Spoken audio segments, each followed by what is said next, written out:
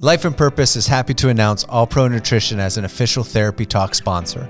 All Pro Nutrition is a small, independent health food store that has been serving the Mid-Ohio Valley since 1999. They are located at 252 Front Street, Marietta, Ohio.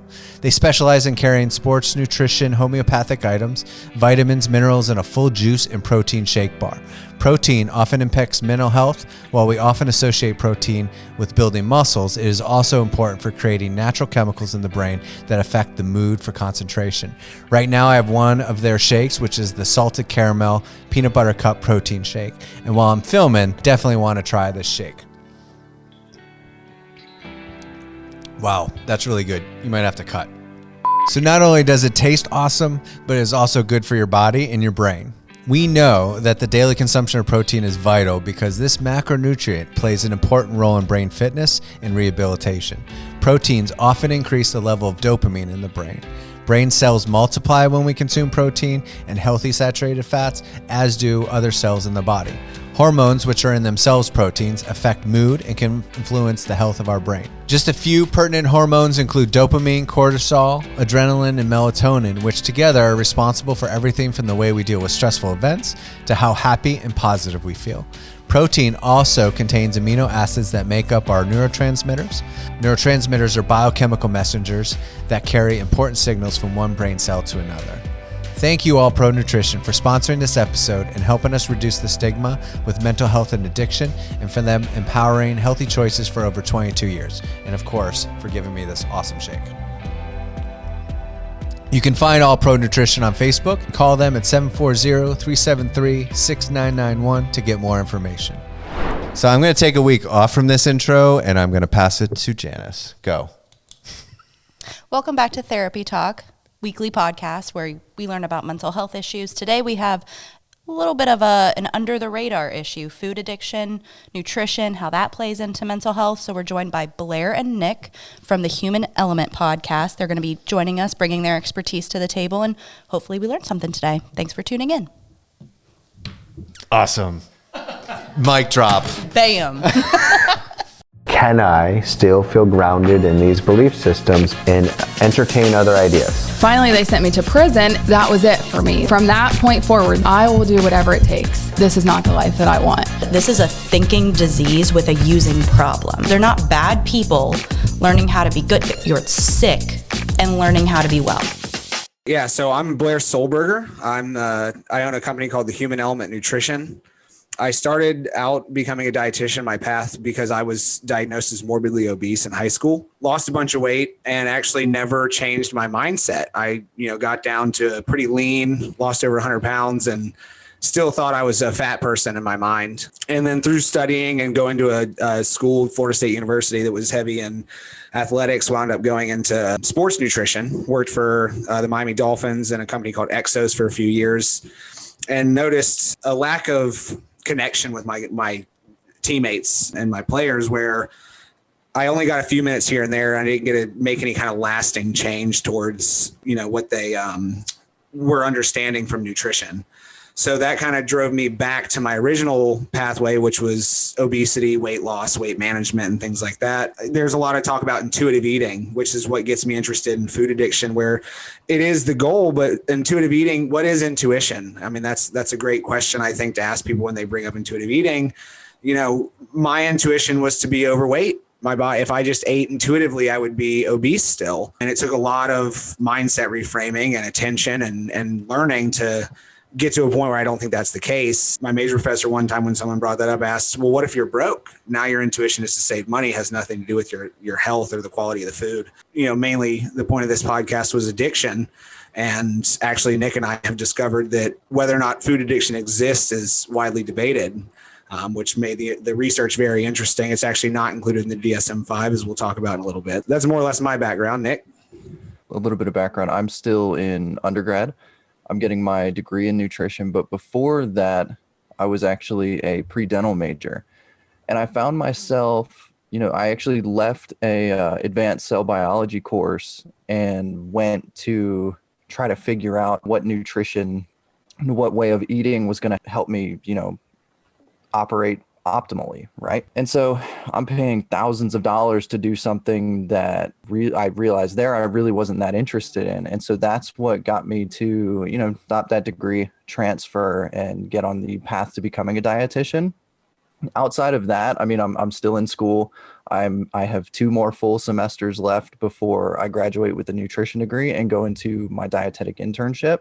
So I'm kind of at the very beginning process of it. What are your thoughts, Blair, about food and whether it's an addiction or not, or how do you kind of see it in your experience? Prior to the research, I believed in food addiction. And after looking at it, while it's not included, and it's kind of tricky because I don't think sex addiction is included in the DSM-5 either, but there are there's groups for it, so clearly people suffer from an addictive quality to something like that. So just because it's not in there, there's another group. The American Society of Addiction Medicine has included it as a possible addictive disorder. I think the main argument against it existing as a addiction is that it's necessary for life. It's not like drug use where you don't technically need it. What I found in the research is that people are not addicted typically to like kale and broccoli. The addiction occurs with these hyper palatable processed foods. Most of the research was seen with like milkshakes and chocolate and things of that nature, candy, which is not necessary for life. And it does seem that it mirrors a lot of the same dopamine release and brain stimulation as substance abuse disorders, which is in the DSM-5. So I have opinions, of course. Working in substance abuse treatment for so long, what I always told my clients was humans are magical unicorns. We can take anything good and mess it up. There is a medical diagnosis for water intoxication. To have the idea that because it's necessary for life, you can't be addicted to it, while I understand the point that you're making, that actually the idea of food addiction came up a lot in substance abuse treatment. When we were talking about people with eating disorders or disordered eating, the group members were grateful that they didn't have an eating disorder because, they don't, like, to your point, Blair, I don't have to drink alcohol for my body to function, but we have to eat food if our bodies are going to do what they need to do. Separating things out based on the way that they present themselves in society and our everyday life, addiction lives in the brain. Addiction lives in brain processes. We were talking a little bit before we got on about how we all took kind of like a crash course in the setup of the brain, getting ready for this today. And it's those processes and it's those mechanisms that are addiction. It's just, I don't know that everybody is ready to view it that way, because there are still a lot of people who don't believe that substance abuse is a disease. They still think that it's a choice. So I see both sides of the coin, but I know that food addiction came up many times when I was providing treatment, and it was just as real as anything else. I guess there's the comparison of whether it is unhealthy eating can become so hard to get out of because you've been doing it for so long. It becomes such a routine and a habit. Your body is like, there's neural pathways and templates laid down to eat in the way that you maybe were raised or experienced. In the older we get, harder it is for our brain to change. Year after year, eating unhealthy, eating that processed food that also is releasing a lot of that dopamine and making you feel good. It's so hard to change because those habits are so ingrained. I always look at addiction versus dependency as well. So like, how bad is it impacting your life? Mm-hmm. What kind of functioning impairment do you have? Is it causing, like, are you eating so much and so you're going broke because you're eating out at fast foods all the time? Or is it tearing apart your physical health? Are you physically, typically it's going to be the health side where you see like the biggest impairment. But well, and I think sometimes like the same way with like nicotine, for example, nicotine use disorder, tobacco use disorder, I'm blanking which one on right now is correct. That is in the DSM-5. A similarity that I see between food addiction, we'll talk about it like it's real, in the DSM-5. Food addiction and nicotine addiction, to me, are very similar because they do have really horrible side effects, including death, but they don't happen right away. They're a sneaky, slower process. And so it's easier for people to write off that concern and not really be paying attention to how is it impacting my functioning. Oh, I have a cough. Oh, whatever, it's just a cough. That's not that bad. Well, what's actually happening is that your lungs are filling up with gunk and they won't be able to do their job in 10 years. We're not humans, no matter how evolved we think we are. I don't think we ever really get to the point where we can make decisions today like, do I have that cigarette or do I hit that Juul? Because if I do, in 15 years, will I struggle to play soccer with my grandchildren? Like, I wish that people could think that way. Well, I think it's kind of built into our society that it's okay to talk about food like you have an addiction or pretend that you have one. You know, a lot of times I notice people all the time, oh, I always think about eating. I'm thinking about what I'm going to eat while I'm eating. And if you did the same thing with drugs, if you were like, I'm always thinking about getting high, even when I'm getting high, I'm thinking about getting high. Everyone around you be like, oh, intervention. Like, we need to do something. That's not but with food, it's like, oh yeah, me too. And they just laugh it off. So it's built into, yeah, that's fine. You know, it's cool. And I think that like minimizes the fact that it's real, and it makes it so that people don't do anything about it. It's culturally acceptable. Yeah. Well, and typically, you know, when someone's drunk or high and you're sober, it's quite a different experience. They're much more annoying Right. when they're drunk or high than Right. when you're just like But in a food coma. If someone ate a lot, we're not so offended by it. We're Yeah. not like, freaking out about it. Yeah. You know, now there might be some loved ones that are like, you're so obese Yeah. that I'm worried about your health. There's those things. But in the act of going to a restaurant and eating unhealthy foods or doing that stuff, it's less invasive to other people. So I think we kind of are just accepting of it. And I also think because you're not going to get an immediate impairment, we don't necessarily have the urgency to try to do anything about it until it's too late. People aren't holding up, CVS's and stuff for food addiction. Right. I mean, Well, and even if we back it up to just talking about the way that substance abuse impacts loved ones, it's most of the time a close loved one, a parent, a child, a very close friend who starts to notice the impairment of function, and they may be concerned about you when you are, calling out of work day after day. They may worry about you.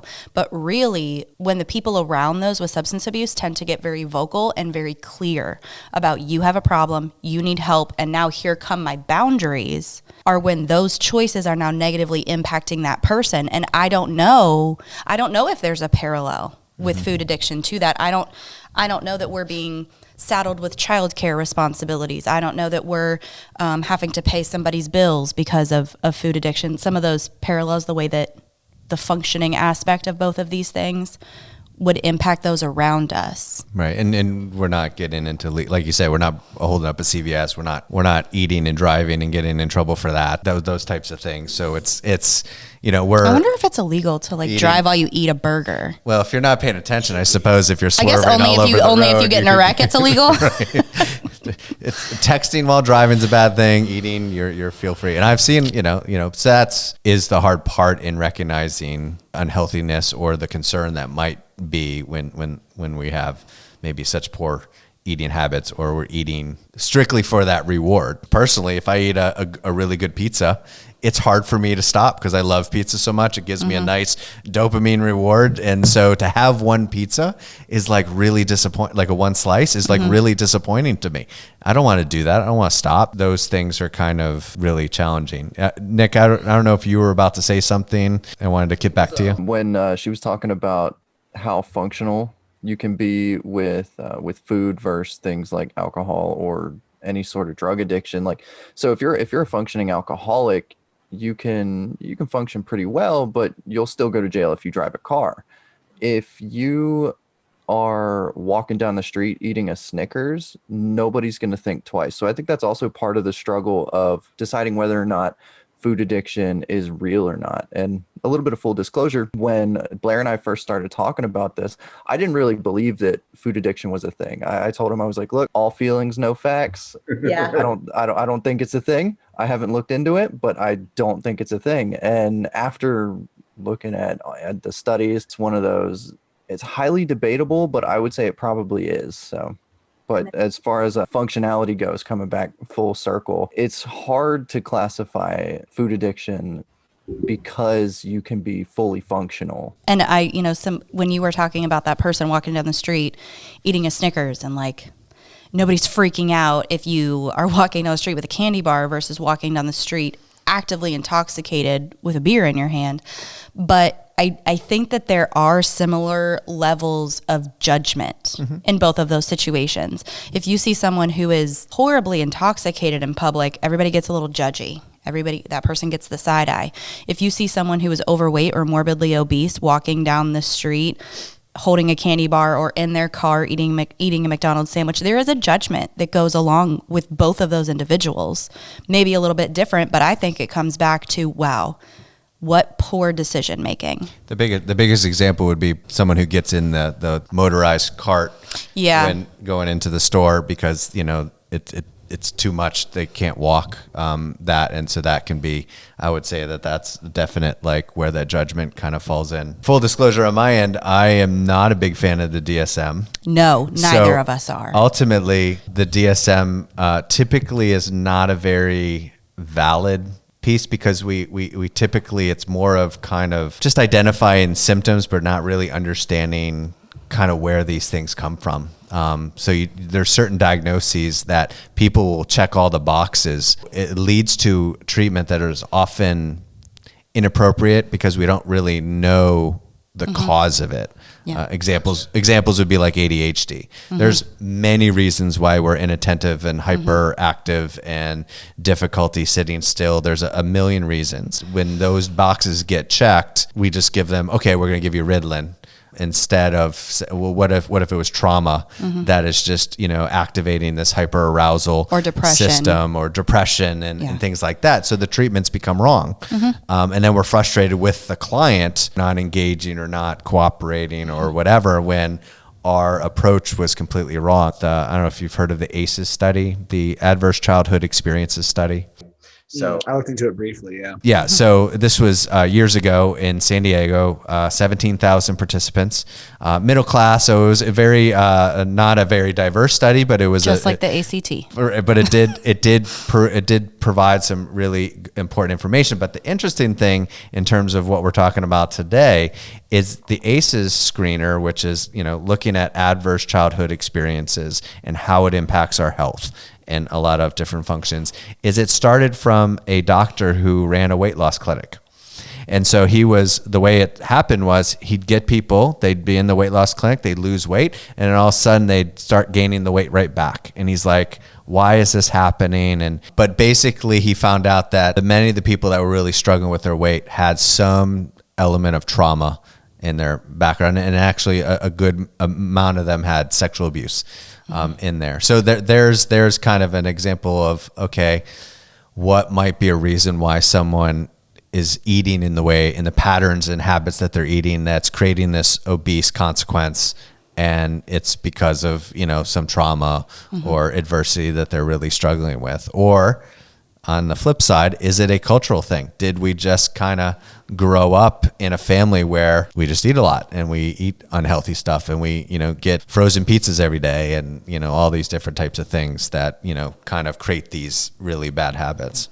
And the thing about the DSM that I, as a clinician, I don't hold it as a gold standard. I understand its usefulness in our current system. It is what it is. We are currently on the DSM-5. There was a DSM-1, and there have been many versions in between. None of those versions are the same. Diagnostic criteria changes, diagnoses change, differential diagnosis notes change. The book changes based on culture and society. Homosexuality used to be a DSM diagnosis. It used to be considered a mental disorder. Clearly, hopefully, most of society is past that idea. And so to look at the DSM like a tried and true scientific manual is, I think, a little skewed. Most people probably wouldn't know that unless you've been in the field for a while and treating people and understanding the usefulness of the DSM. The other thing about a DSM diagnosis is criteria A for every single diagnosis is a list of symptoms. Criteria B for every single diagnosis is that it has to cause clinically significant impairment of functioning in more than one area of your life. So I tell everybody the DSM is a spectrum. And every diagnosis in the DSM is a spectrum. Because if we looked at all of the diagnoses that exist in the DSM, most of us experience 70% of the symptoms that are listed in the DSM, but those are normal reactions. Anxiety is a normal human emotion. Depression, sadness, normal human emotion. Anger, normal human emotion. We're just on a spectrum. Some people have a harder time. Some people have an easier time. So I also despise labels within the mental health world because, like Doug, the label quickly communicates to the insurance company whether or not they will cover a service. And it may quickly communicate to a colleague who is sharing a case with me which symptoms are present with a person, with a human being. After that, it's really not that important to me. I don't care if you consider yourself borderline personality disorder and bipolar with intermittent explosive disorder and manic depression and trauma, and I don't care how many labels.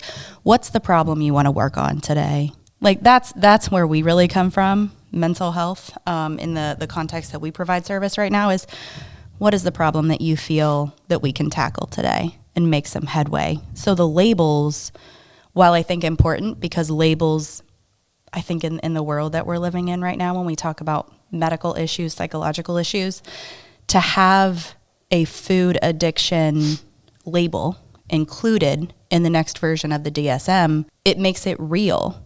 People can now say, well, if it's in the DSM, it must be real. Substance use disorder has been in essentially every DSM, and people still disagree about whether or not that's a real thing. So it does provide some legitimacy, I think, for certain circles to think that the DSM is like an end-all, be-all.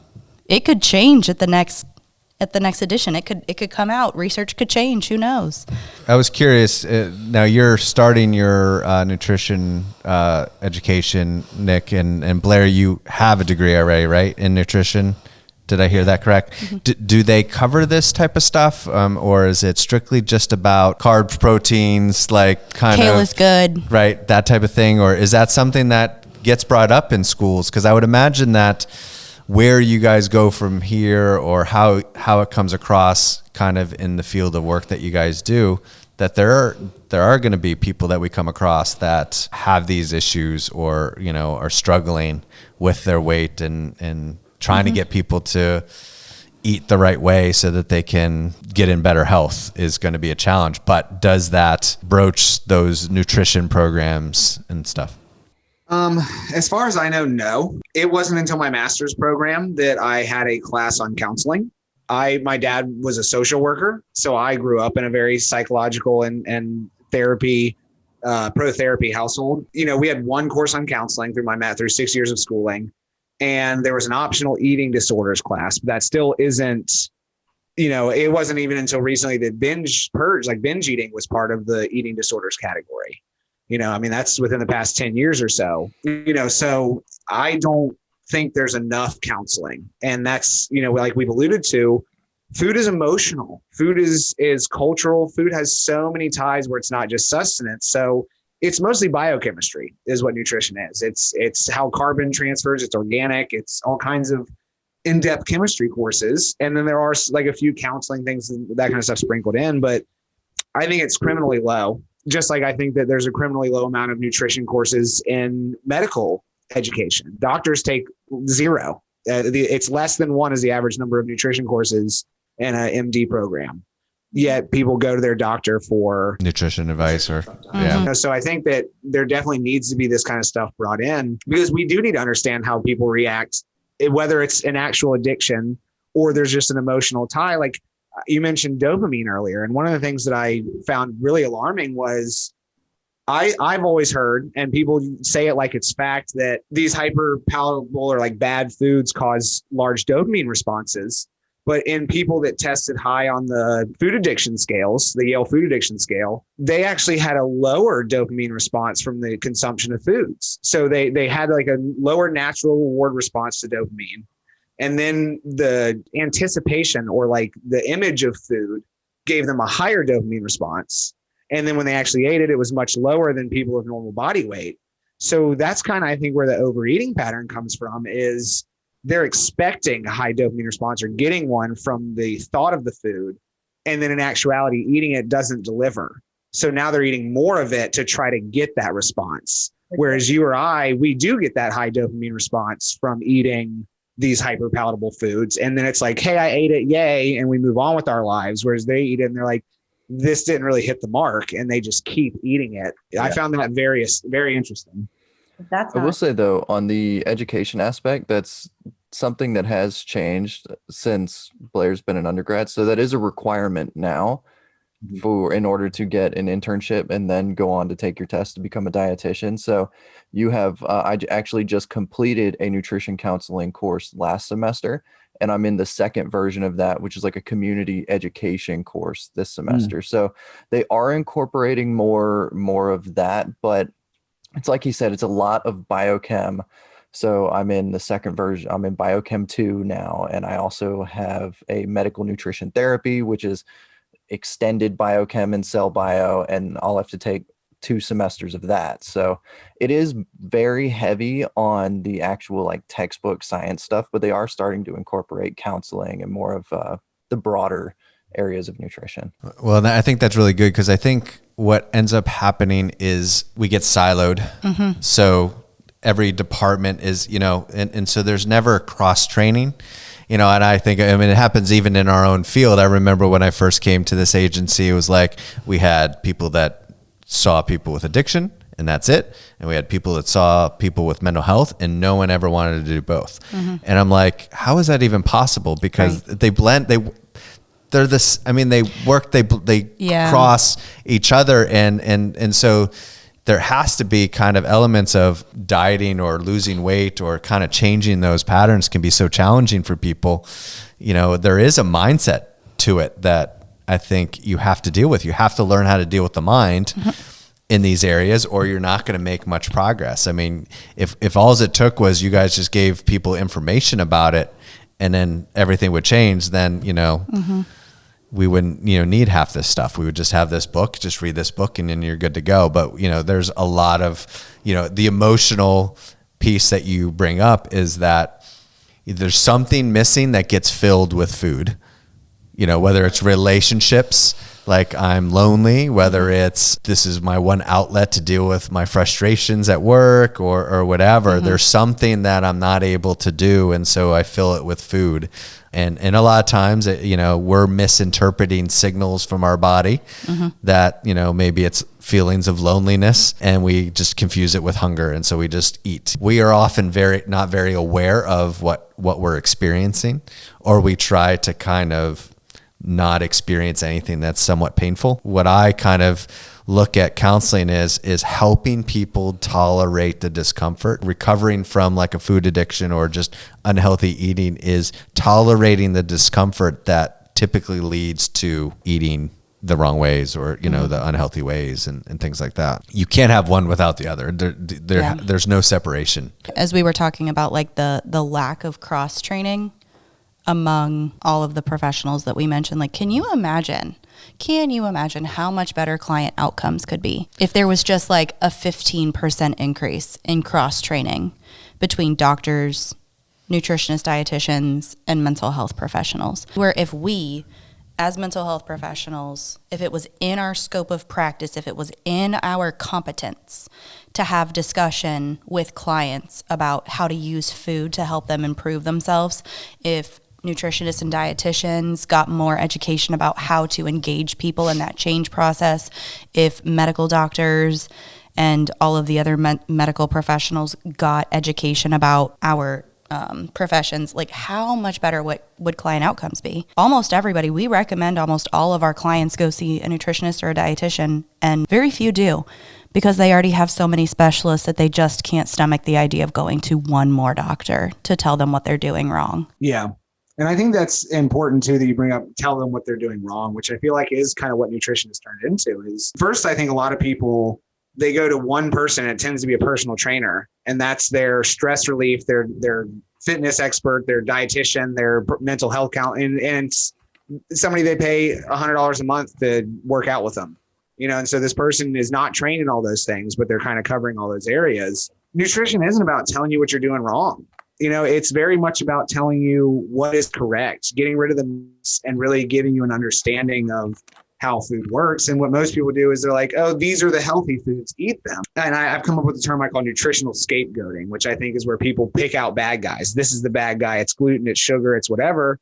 And typically it's us, like we have self-destructive behaviors. We are filling those voids with food, and we might not be able to identify it, but I'm a registered dietitian, and I gained 50 pounds after my dad died. And I mean, some of it was while he was sick with cancer, but people don't bring over quinoa tabbouleh and Caesar salad. They bring over lasagna and beers.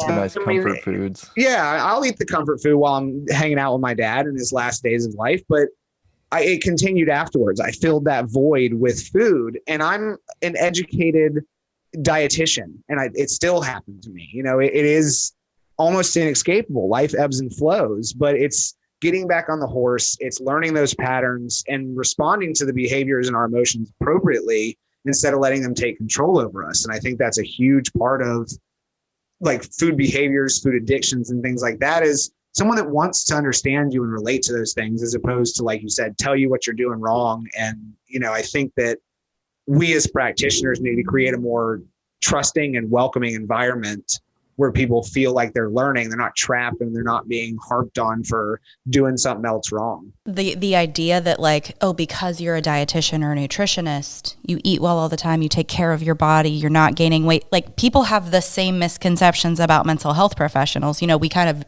joke amongst ourselves that we typically have the worst coping skills of anybody that we know, including our clients, because we're so busy pouring into other people that we don't prioritize pouring back into ourselves. And so just because you're educated, mental illness knows no bounds, knows no demographics, knows no barriers. I think that substance abuse, I think that addiction is a coping skill gone wrong based on the way that your body and your brain digest the particular chemical that you become addicted to. And I think that food is the same. Bodies digest food differently. There are some like cut and dry rules, period, end of story. But every body needs something different based on the context of where it's been and how it's currently existing, which I'm not going to know that information, but you guys might. You might be able to say, oh, well, you're experiencing high rates of stress at your job right now. Maybe this isn't the best for your body right now. Maybe it's not going to do the best job of digesting this the way that it's supposed to. Perhaps maybe go with this. I don't know how to give that feedback about how to have the body be more efficient and effective when it's breaking down your food, but you guys do. And to back up your point on dietitians not eating perfectly, I live on the border of South Carolina and Georgia. I promise nobody around here knows what healthy eating is. It's as inescapable as it is in just to eat healthy, or just to, as much as you can't avoid eating the unhealthy foods in America, it's compounded down here in the heart disease belt. Yeah. I like that. So it's, yeah, your dietitians aren't eating perfectly. They're not going to judge you for not eating perfectly, because chances are they're going to have Pizza Hut waiting for them at home because they've had a busy day. Like, I mean, you're still people. It's just like mental health professionals sometimes have the worst coping mechanisms. I mean, I went to Krispy Kreme this morning, for God's sake. Like, I got up, my fiance was like, hey, let's go get donuts. I was like, I don't feel like saying no. So, and I think sometimes I have a cousin who's she's a registered dietitian with WIC up in Columbus, Ohio. And the thing that I've noticed about her that I don't do so well is that she does a much better job of taking her education and using her education to learn to be in balance, how to have unhealthy foods, but then balance that out with other healthy, well-balanced, nutritionally important foods. Whereas me, I'm like, well, I'm hungry and I've just bought an air fryer, so I guess I'm making chicken nuggets. Do you know what I'm like? Air fryers are pretty awesome. Yeah. So I think you know, the thing that I have noticed about her in particular is she seems to do a much better job being in balance, which the point of long-term recovery for somebody from substance use addiction for us at the agency is teaching them how to live in balance, how to not get lost in the temporary emotions or temporary experiences and then make long-term decisions based on that. So if we transition that over to conversation about food, you had a bad day. Okay, let's look at all of the options that we have. Maybe not even just options of what to put in your body, but what to do with our bodies. Do we take that bad day and do we go exercise? Do we go through McDonald's? Do we go home and drink a bottle of wine? Do we call the hookup? There's a bunch of different choices that you can make there. And it's about learning to live in balance. Achieving that balance too, it takes a long time. So, she had the education and you definitely view it as applying that education and keeping that balance. But to use myself, for example, at the beginning of 2020, I noticed I wasn't eating vegetables as much as I wanted to. And so it was just slowly adjusting, increasing vegetables here and there, and trying not to get frustrated with yourself as you do that. And so now I'm at the beginning of 2021 and there's hardly a meal that I have that's not loaded with vegetables. But that took a year for me to implement. We talk about that in our world and in a lot of the trainings that I do about dosing. Dose at a level that stretches you and not overwhelm you. So if you had to cut out all or just have to have all those vegetables in every meal right from the start, you would get defeated real quickly because your body would be overwhelmed by that system. So giving little doses of those vegetables to kind of build your tolerance for kind of that change, I think is what you're describing. You really have to consciously engage in life to change. And we typically are running on autopilot. Most of what we do is unconscious and is really just templates guiding us through life. Our brain kind of works in a way of it learns about novelty, it figures it all out, it creates a habit, and then we operate through those habits. It's why you don't know drive that you took from home to the office, because you've done it a million times. You don't have to consciously think about kind of doing every significant step. Your brain just does it in a kind of an unconscious way. Kind of associations that I think one of the things that makes eating or changing your eating habits so difficult. There's a big, strong relational component to eating. Yep. Your fiance wants to go to Krispy Kreme. I don't want to say no. This is a good experience I have with my fiance.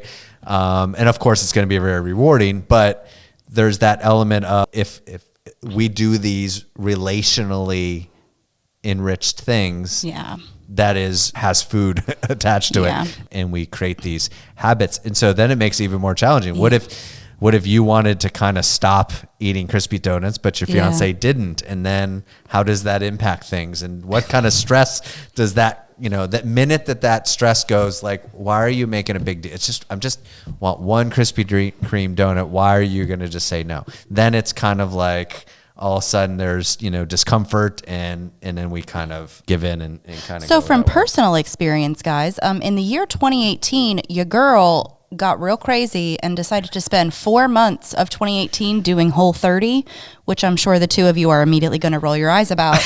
I think he was in shock. Not consecutive, because that's not a sustainable lifestyle. But over the course of that year, I did 4 different complete Whole30s. And I was not a super fun person to be around. I can't do things in balance when it comes to food sometimes and wellness sometimes. So the easiest thing to do was let me press reset and do a Whole30. No, I pretty much immediately went back to being a human garbage can for McDonald's and Pizza Hut and everything else. But for that period of time, I had a lot of relational problems. We live on the border of West Virginia. My boyfriend and I are big Mountaineer fans. Every home game up in Morgantown, we are in the blue lot, hanging out with our friends and having a good time. I went to 2 Mountaineer tailgates, sober as a newborn baby, and couldn't eat any of the food there. And I still managed to have a good time, but it was very different and it was very trying to have holidays. I got my promotion to this job in the middle of a Whole30, and I didn't celebrate with food until after the Whole30 was done. Like, what kind of crazy person am I? Like, this is like a once in a lifetime opportunity to get this job at the age of 29. And I'm like, now, I have 1 week left. No balance. I have no balance when it comes to this kind of stuff. And there's so many aspects of food and eating that maybe don't exist with some of the other stuff that we've been talking about. And I think it's a feast and famine mentality is kind of what happens. My sister was the same way and I think it stems from the polarizing belief of food. Like food is either good or bad, and that's what it is.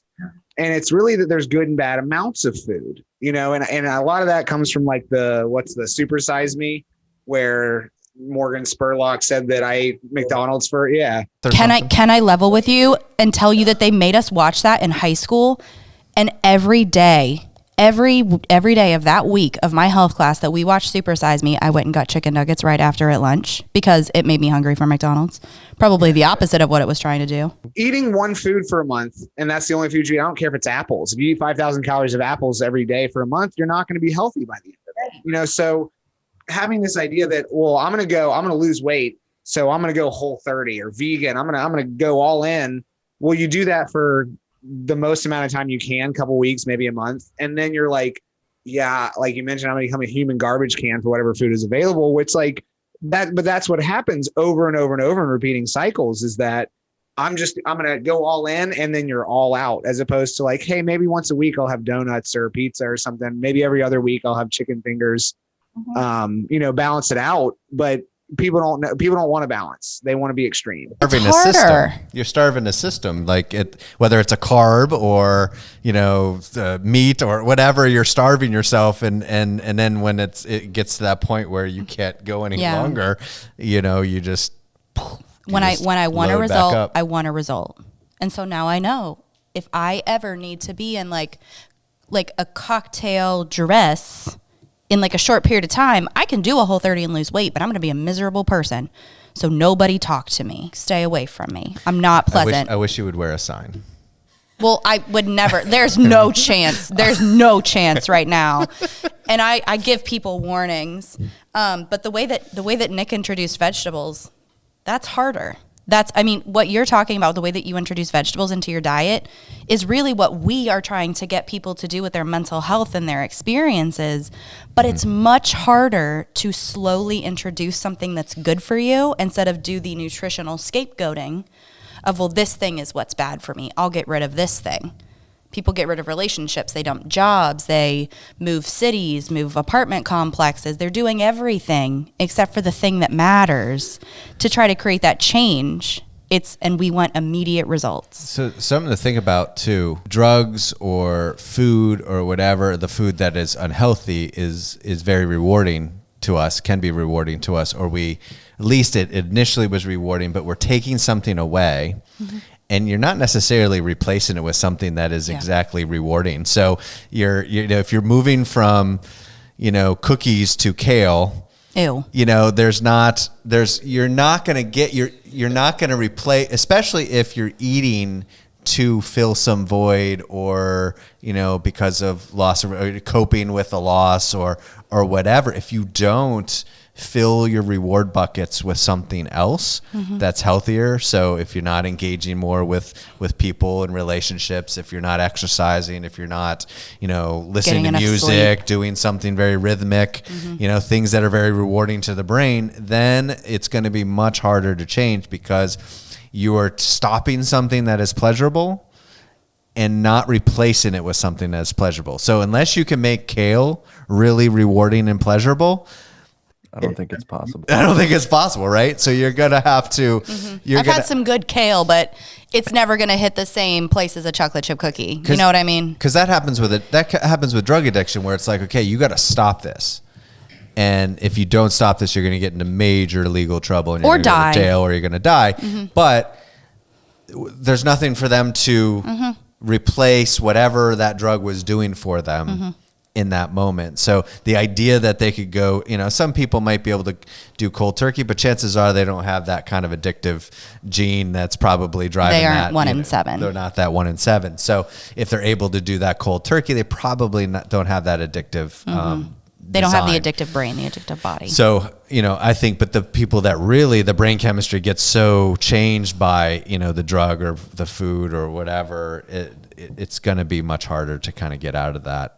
So I have a question for the two of you, because as you were, of course, my brain's hamster wheels going.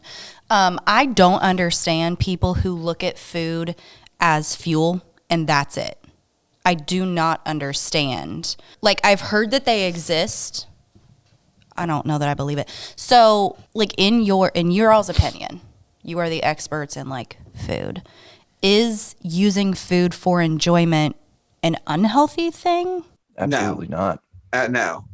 When I was an undergrad, I went on a date with a girl, and she recommended an Italian place. And I ordered a calzone, and she got a side Caesar. No. I go, is that all you're getting? She goes, oh yeah, if I didn't have to eat to live, I wouldn't. And I said, I was like, all right, date over. Yeah, no, we don't need to. I've learned everything I need to know about you, ma'am. Right. Yeah. Not happening. But food is fuel. It's good to understand how it fuels our body and what it does for us, but that doesn't mean it has to be unenjoyable or that we can't use it as enjoyment. The Greeks, I believe, said everything in moderation, including moderation. So I mean, it's okay to kind of let go every once in a while as long as you go back to your moderative stance. But yeah, like, I love food. I just happen to flip the script and tend to enjoy healthier patterns. The way I feel overrides the joy that I get from overeating, but I absolutely enjoy eating every time I do it. I think there's 2 times when somebody should view food as fuel. It's when you're getting just a base level education on what the food does for your body.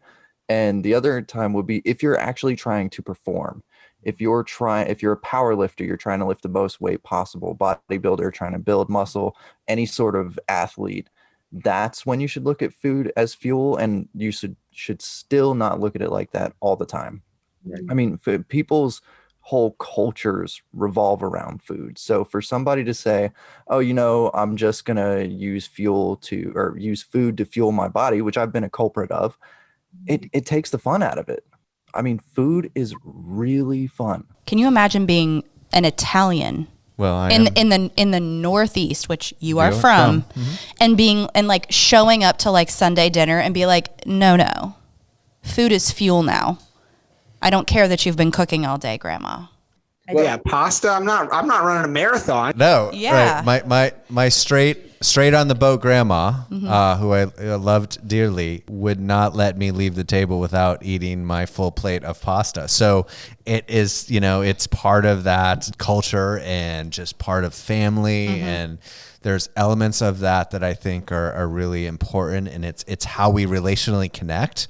I mean, how would people date other than, most people date going to, use it. Food's a part of it. Yeah. You're either going to use alcohol or food. Right. And I'd, rather see use food. Right. Yeah. And so I think there's those elements, and our brain, our body, we are not designed for this present lifestyle. Just the makeup of who we are and how our body's designed. We're not made up for this lifestyle. So the issue that I also think makes things difficult is we don't move.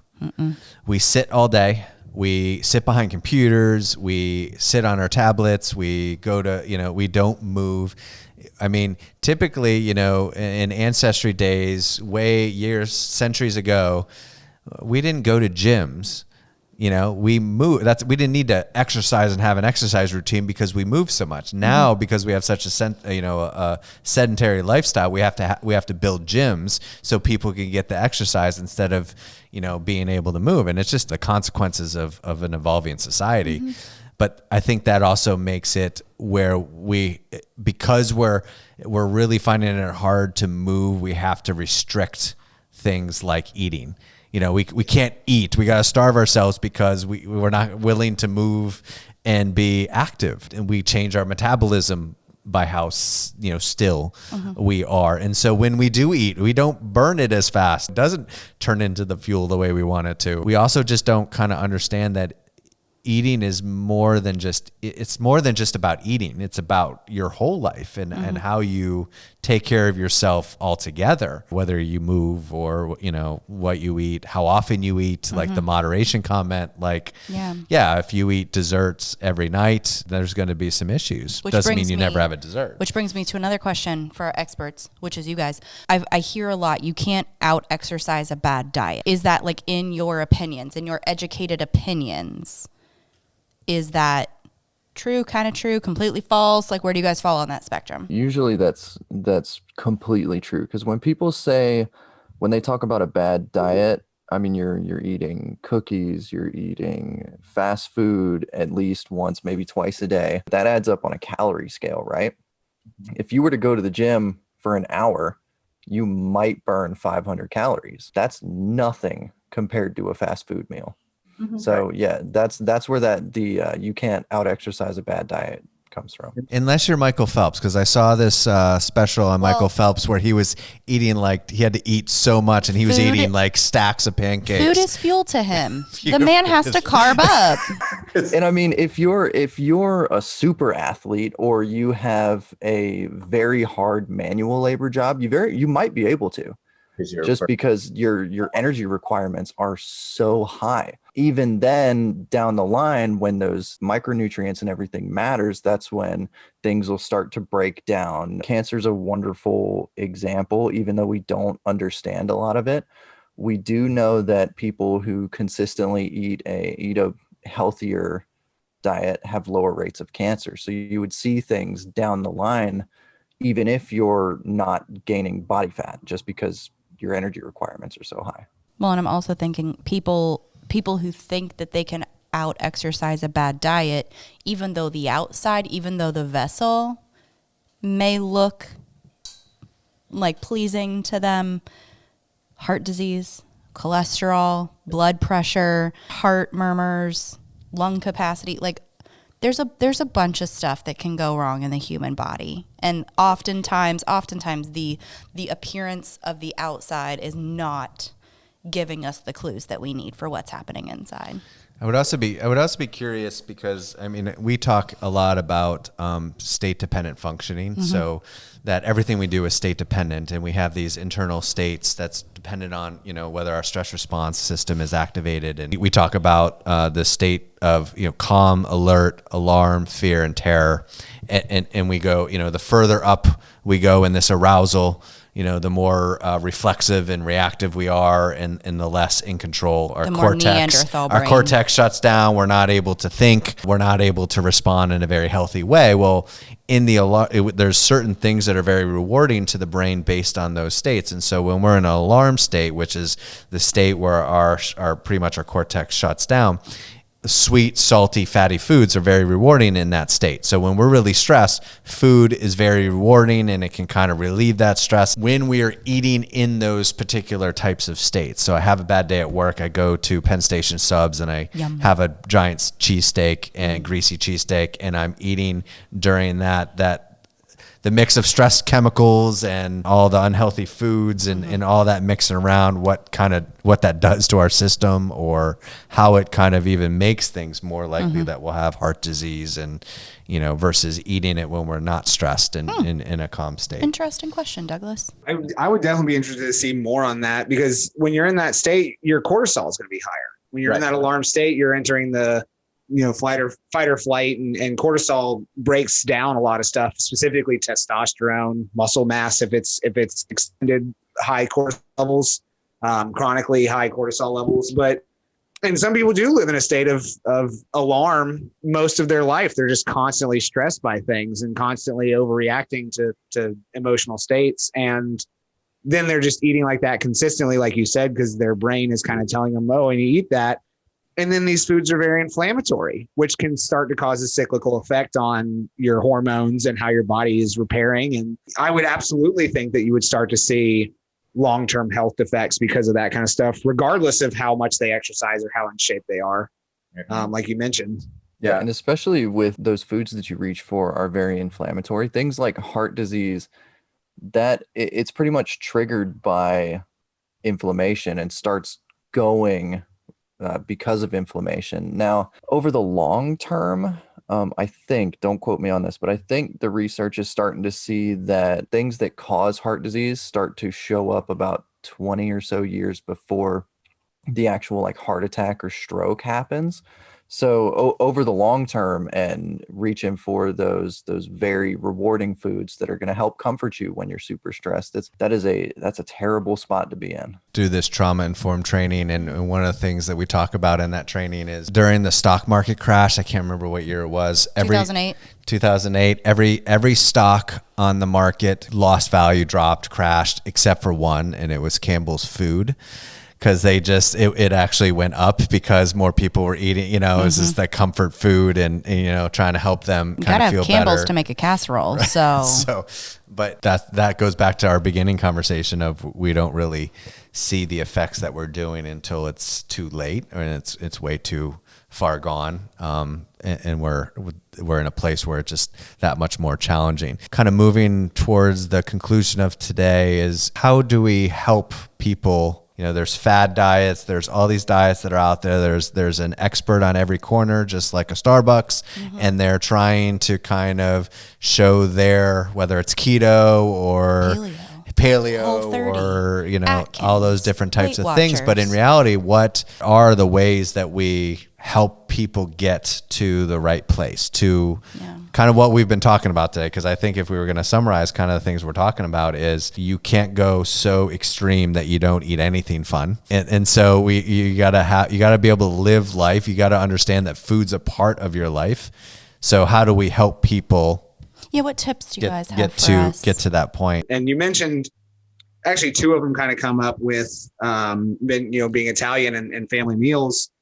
And when you look at the Mediterranean diet, it's not the contents of the diet. It's that food is seen as a communal thing. So I think community, quality, and self-care are the three most important things. Instead of paying so much attention to exactly the foods that are promoted as healthy, make sure those foods are high quality. Go for the bakery bread versus the store-bought bread. Go for the grass-fed beef instead of the run-of-the-mill Walmart beef or whatever the lowest quality you can get.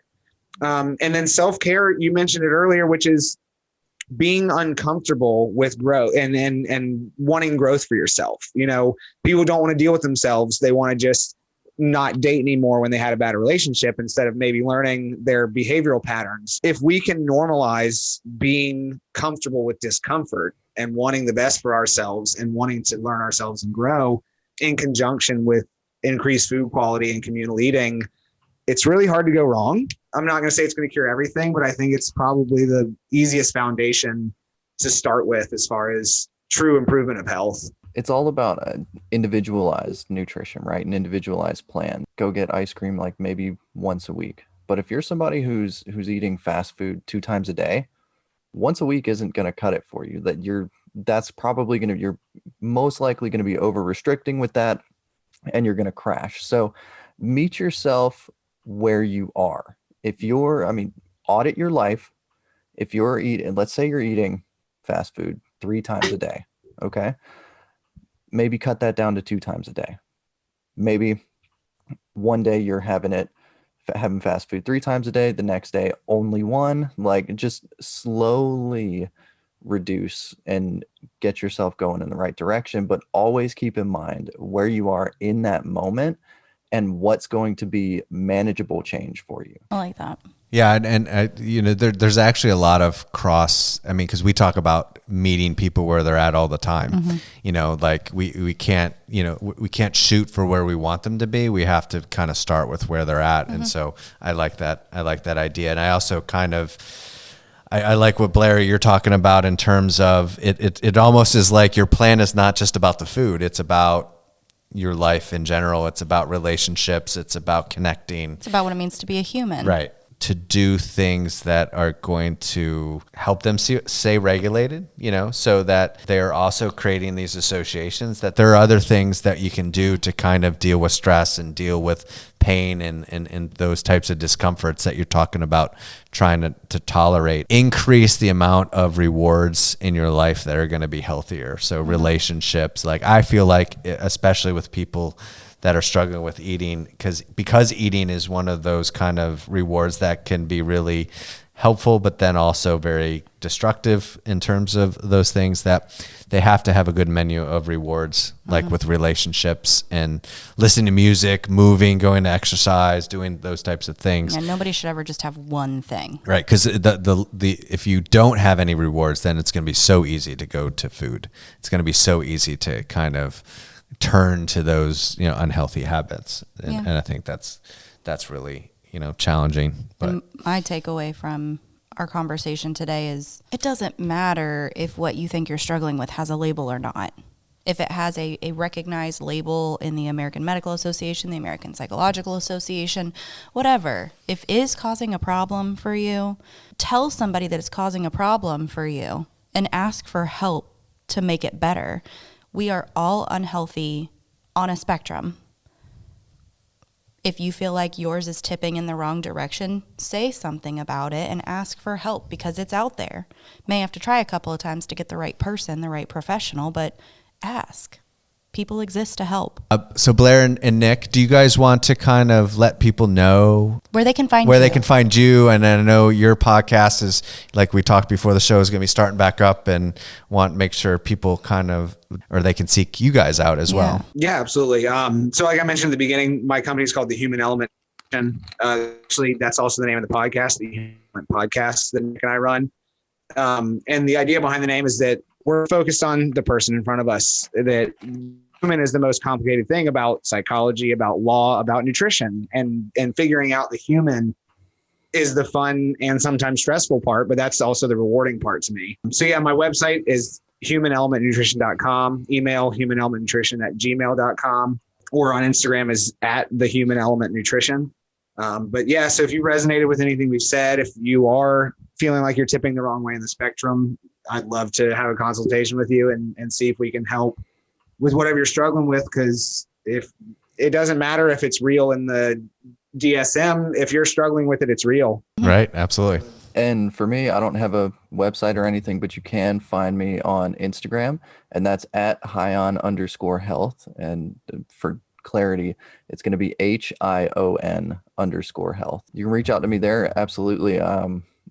The whole reason why Blair and I are in this is we want to help people. So if you have questions or anything of the sort, let us know. Well, thank you, Blair and Nick. I appreciate it. I had a lot of fun today. Hope everybody enjoyed what they heard and learned something, because I know I did. And see you soon. Again, we want to thank All Pro Nutrition for empowering healthy choices for over 22 years. All Pro Nutrition specializes in carrying sports nutrition, homeopathic items, vitamins, minerals, and a full juice and protein shake bar. You can find All Pro Nutrition on Facebook, and you can call them at 740-373-6991 to get more information.